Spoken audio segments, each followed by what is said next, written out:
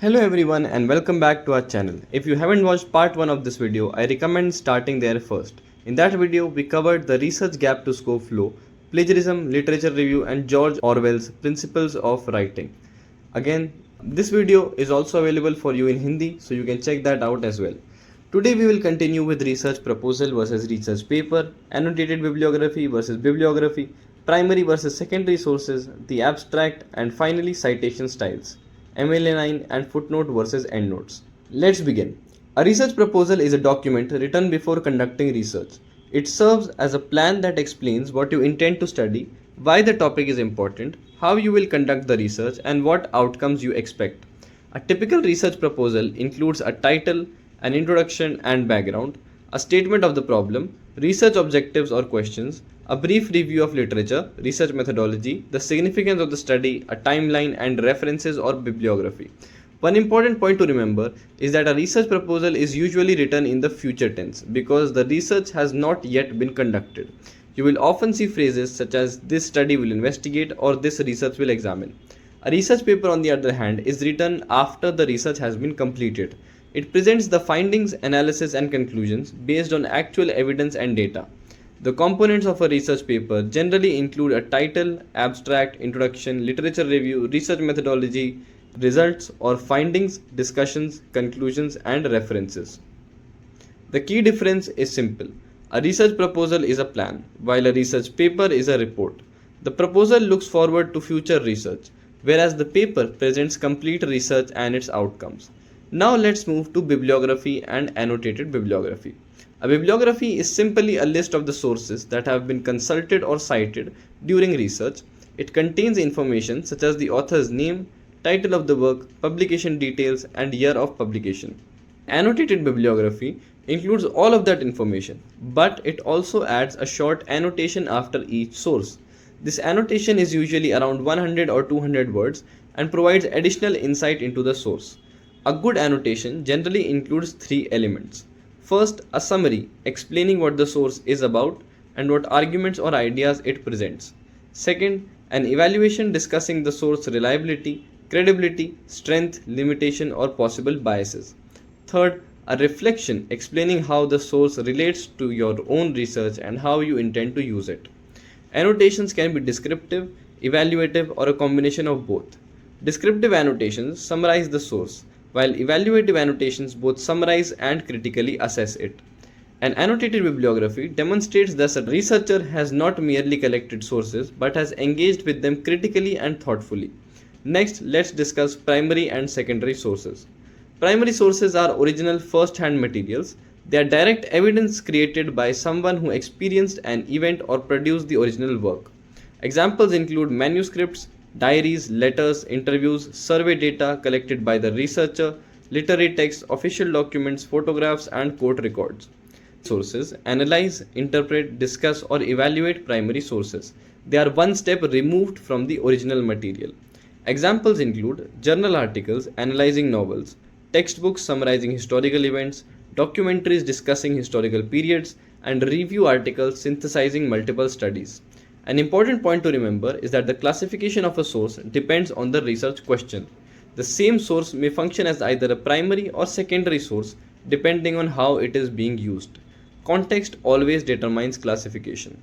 Now let's examine the abstract. An abstract is a concise summary of an entire research paper, usually between 150 and 250 words. It appears at the beginning of the paper before the introduction. A strong abstract briefly explains the purpose of the study, the methodology used, the major findings, and the main conclusions. Students often confuse the abstract with the introduction, but they serve different purposes. Abstract summarizes the entire paper, including results and conclusions. A reader who only reads the abstract should still understand what the study found. The introduction, however, provides background information, identifies the research problem, and explains why the study is important. It introduces the question rather than revealing the answer. A useful way to remember this distinction is that the abstract tells you what happened, while the introduction explains what will be investigated and why. Now let's move to citation styles and MLA9. A citation style is a standardized system for acknowledging sources in academic writing. Different academic disciplines use different citation styles.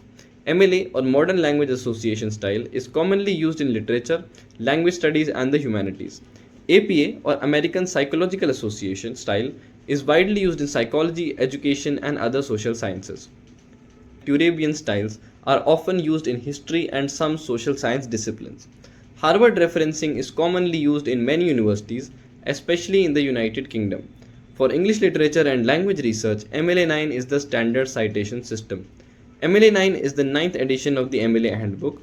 It is particularly useful for literary studies because researchers frequently refer to specific passages, editions, and page numbers. One of the most important features of MLA 9 is the in-text citation format. MLA uses the author's last name and page number inside parentheses without a comma between them. For example, Orwell 87. At the end of the paper, MLA requires a works cited page containing complete bibliographic information for every source referred in the text. Another important concept introduced in MLA 9 is the idea of a container. A source often exists within a larger source. For example, an article exists within a journal and a web page exists within a website.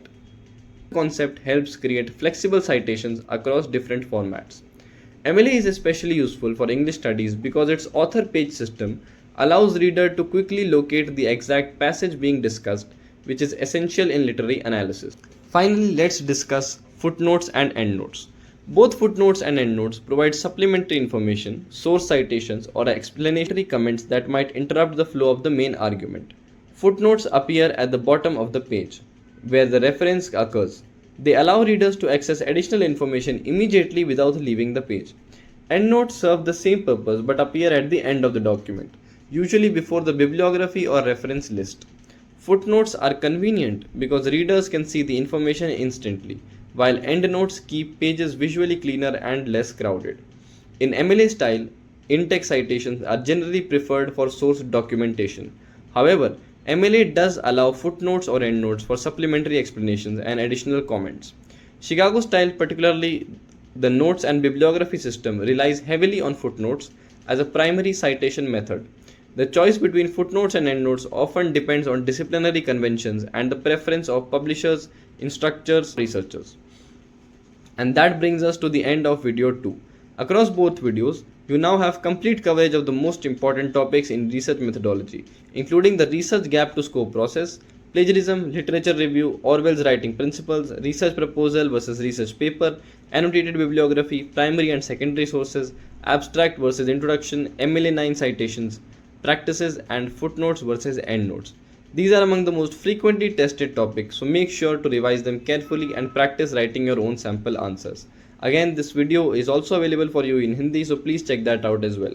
Thank you for watching and best of luck with your studies.